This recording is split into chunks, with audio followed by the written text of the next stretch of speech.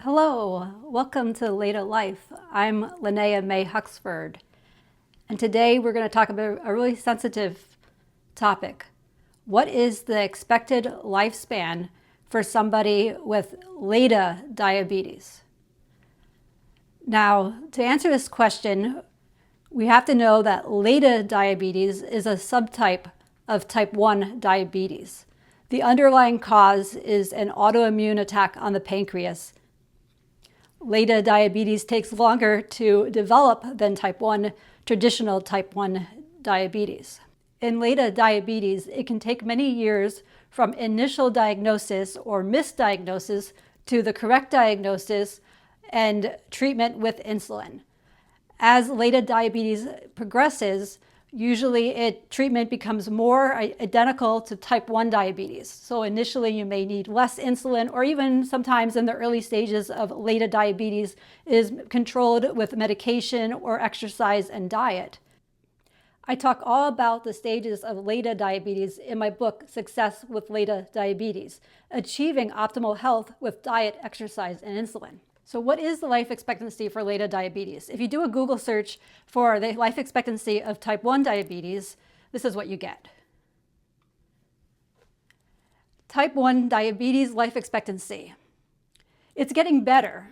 Google quotes an article from Harvard Health. People are living longer with type 1 diabetes. I hope this is the reflection of the diabetes technology we have today, the access to that technology, the access to insulin, and awareness and treatment availability. So people are living longer. However, Google citing this Harvard study, it says that life expectancy is still about 10 to 12 years less than the general population. However, this varies based on age of diagnosis, complications, and management. So it's all about management and complications and how long you've been living with diabetes. That is what this study says. There are other websites that also say that stress can make an impact on the life expectancy of somebody with diabetes, because diabetes stress has a big impact. A large percentage of people with diabetes, some studies say like 77% of people with diabetes have had anxiety, depression, or some other mental health condition from their diabetes. So I have a lot of videos that talk about stress and diabetes. I think this is so critical to improve stress and teach people how to manage stress. One of the silver linings, one of the positive things for me about diabetes is being much more aware of what I'm eating and looking at nutrition labels and thinking about it and understanding that what I choose to eat has a very direct impact on my health.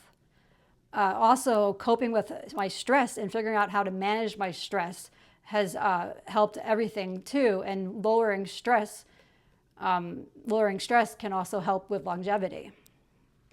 Exercise.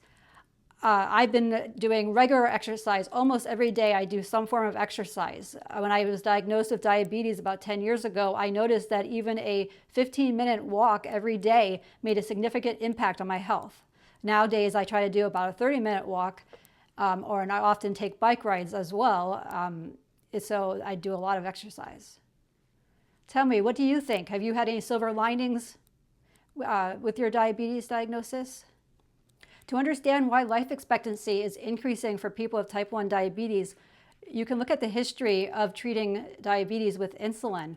There was a big study, the Diabetes Control and Complications Trial. This was in 1983 to 1993, and it showed that intensive insulin therapy had a huge impact on health. The results were so astounding that they actually ended the trial a year early. The insulin therapy had much greater benefits, lower risk of developing eye disease, nerve disease, kidney disease. So they proved through this study that if a person is able to maintain their blood sugar in range throughout the course of the day, that most of the time their blood sugar wasn't too high or too low, that it reduced all these other complications, and therefore things like going blind didn't happen. So keeping your blood sugar in range is a critical thing to your long-term health. And so you can see that now that they know this, and more people have intensive insulin therapy. And what is intensive insulin therapy? It's about taking insulin enough times per day so that your blood sugar stays in range, or as much as possible. Then they're in range, even 70% in range is considered very good. But before they had intensive insulin therapy, which is multiple daily injections or an insulin pump, before that, people would often just take insulin once a day.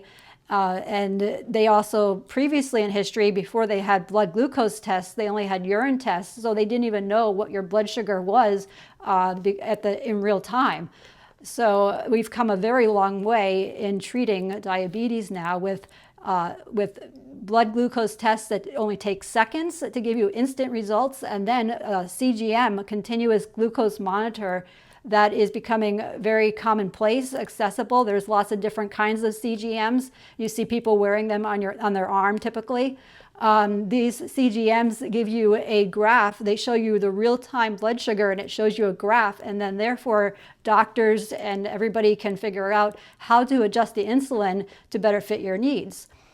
You can also figure out how to make changes to what you're eating to help with that graph as well. So there's so much more information available today, and you can see that the longevity should get more and more as long as people have access to insulin and education about it. However, the mental health aspect is a very big concern because stress increases insulin resistance, and stress can actually make it harder to treat diabetes. And so managing stress and teaching people how to manage stress, techniques for lowering stress, are going to be very important, because the technology, a side effect of the technology is a stress from the technology, either because sometimes the technology stops working unexpectedly, or because it's waking you up with beeping in the middle of the night, or it's causing you stress because you're so aware of what your blood sugar is every single moment.